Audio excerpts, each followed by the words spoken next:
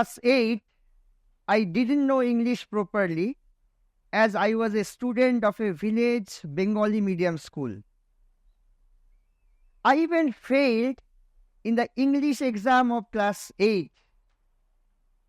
When I told my father about my desire to learn English, he took me to a private tuition teacher who not only refused to teach me,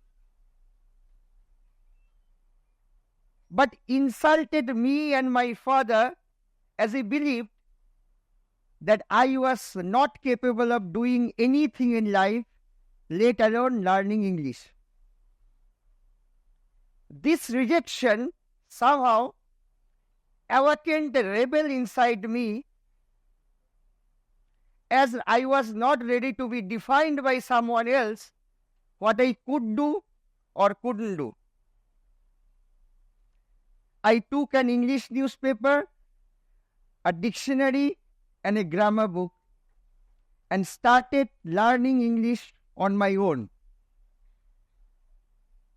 In 1997, when I was in class 11, I first saw an English newspaper.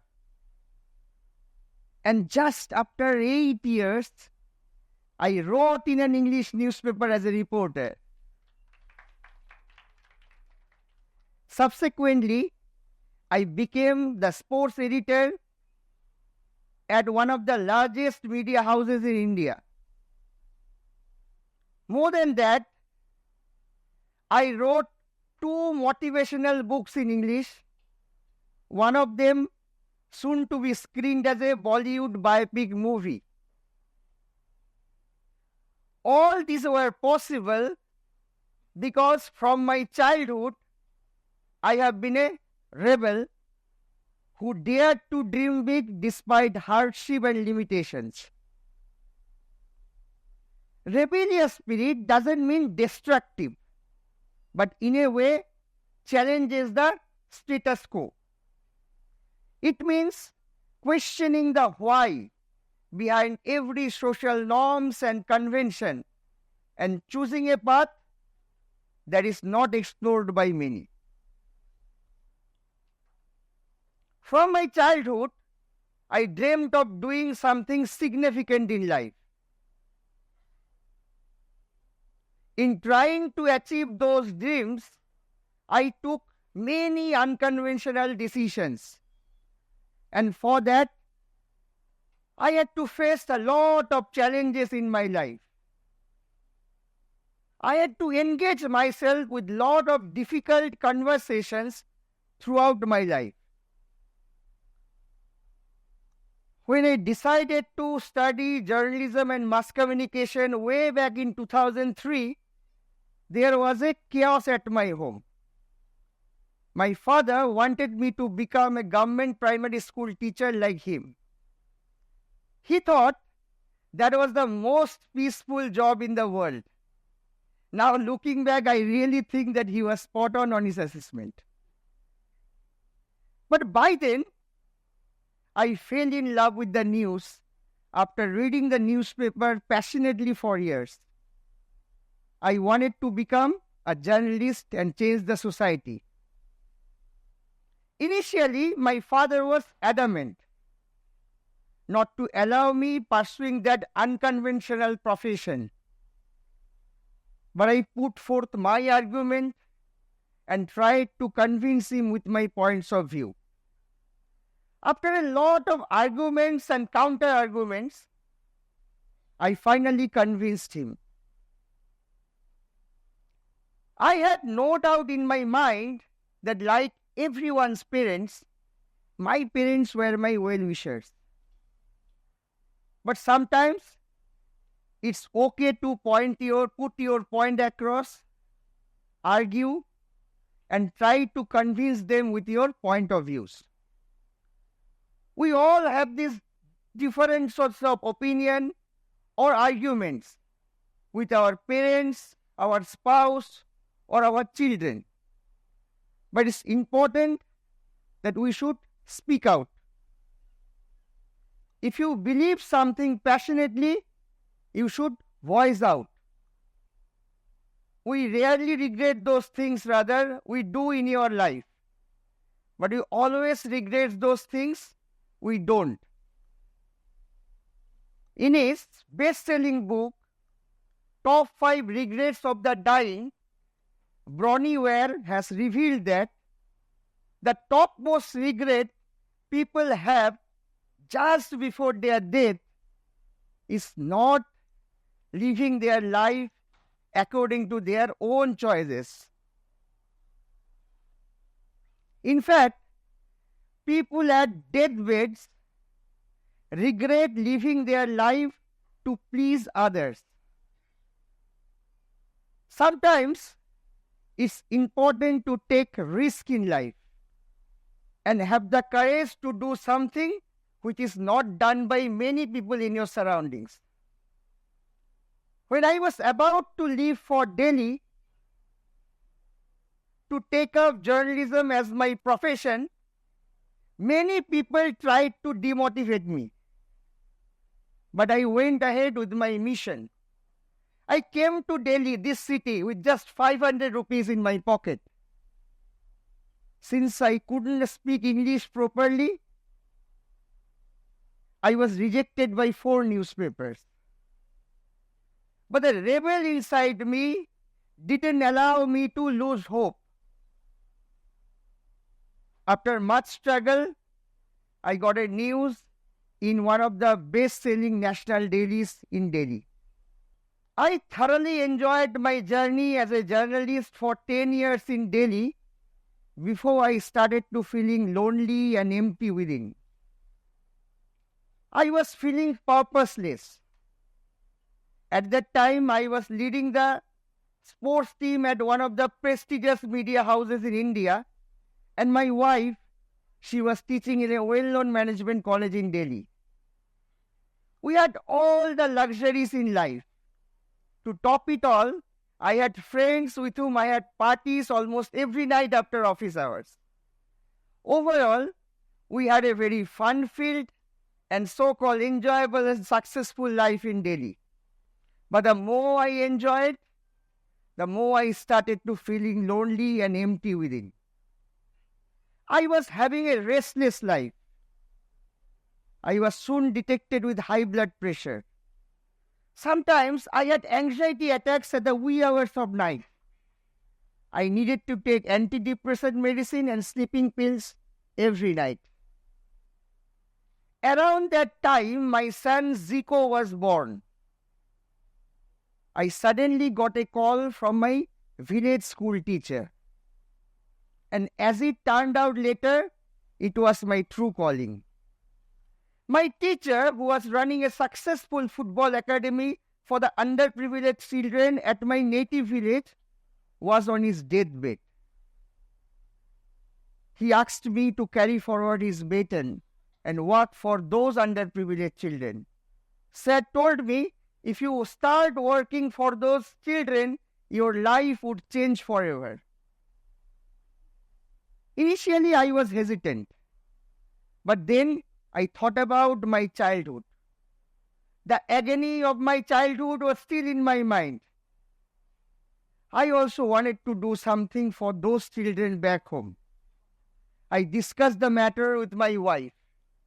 When I told her my plan to quit job, she was taken aback. "Are you mad?" was her first reaction. But then, after a lot of discussions, deliberations, arguments, counter-arguments, she finally gave in.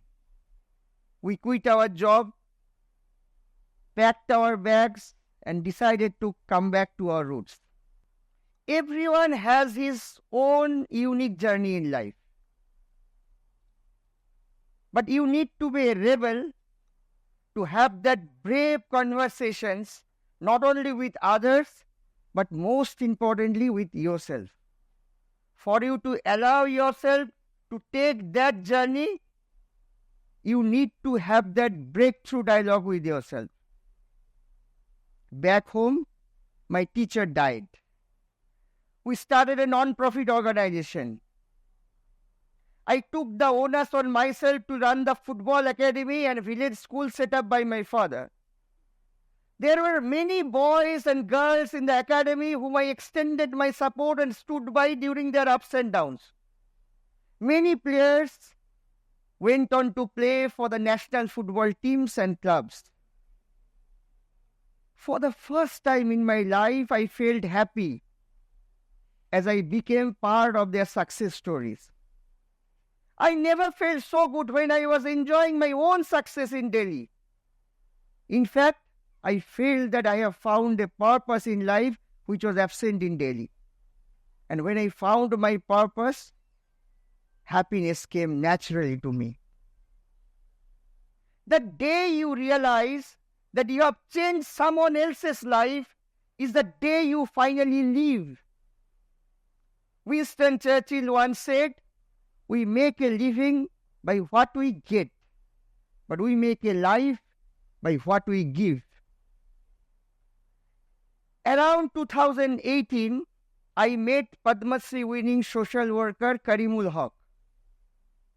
He became a rebel when he lost his mother as he couldn't manage an ambulance at night. Despite being a tea garden laborer, earning a monthly meager salary of 3,000 rupees, he took a path-breaking journey and started his own bike ambulance service for the poor. I felt the need to write a book on him. That's how my debut book came into existence. As I told you earlier, this book will soon be screened as a Bollywood biopic movie. In the meantime, I, along with my wife, set up our very own innovative and green school in Kuch Bihar, in West Bengal. Among the many innovative life skill trainings to our students, to implemented real-life organic farming in our course curriculum. And this has proved, this out-of-the-box idea has proved a game changer for our students. By the time COVID-19 broke out, I found many children in our rural areas out of school. It pained me a lot, seeing the pathetic condition and uncertain future of our children. We set up many free schools, free coaching schools in the tribal areas of our region and started sponsoring their education and sports. I gradually became part of the stories of Ankita Munda, Khushi Orao, Shreya Kharia, and many more in the villages. I no longer feel lonely or empty within, as I have more than 1,000 children with whom I spend my life these days. The villagers, the children in the villages have made my life happy and joyful along with my biological son Zico. Now I live my life with compassion, love, and gratitude. Throughout my life, I have realized that following the crowd doesn't often lead to fulfillment. I rather value my own unique journey. I am now driven by inner conviction rather than external approval or validation. I pursue genuinely what genuinely brings me joy and fulfillment. I am not swayed by what is traditionally seen as successful. Now I understand that true success is measured by inner peace, happiness, and the positive impact I have on others. Like me, you all have your own unique journey. So right now, whatever you are doing, what kind of life you are leading, what kind of subject you are studying, what kind of profession or relationship you are in, if you feel lost in the journey, you let your rebel inside voice out. Because you need to be a rebel to lead a life of your own without any regrets. Only a rebel can do what others cannot think of. All the innovative ideas, all the out-of-the-box thinking, all the unconventional activities and all the path-breaking and revolutionary journeys are carried out only by the rebels. That's why the world needs rebels. Thank you, everyone.